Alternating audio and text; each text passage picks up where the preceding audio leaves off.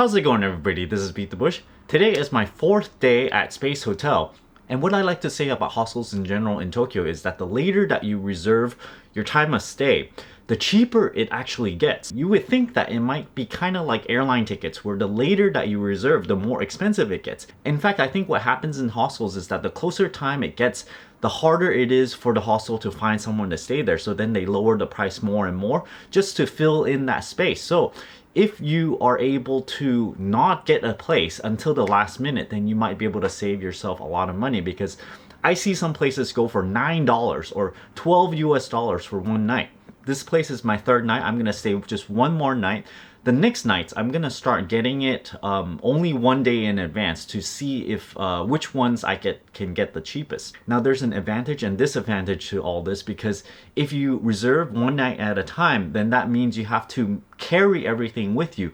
Now, my backpack is pretty light. It's not super duper light. I think it's about 15 pounds or something, 7 kilograms. Now, carrying that thing everywhere you go, it gets kind of heavy, and I realized that staying at this place for 4 nights in a row, I get to leave something in the locker room, and I can get to leave most of my stuff that I won't be needing as I travel for just one single day. If you leave it for the very last night, you might be able to pay a lot less, close to half of what it normally costs. Over here on the Space Hotel, I paid something like $21 for first night, $22 the second night, $23 the third night, and it's going to be about $24 or $25 the 4th night. So it's sort of progressively increased towards the weekend. However, if I try to reserve something really in advance, maybe like 4 days altogether, then they're gonna try to charge me $25 every single night.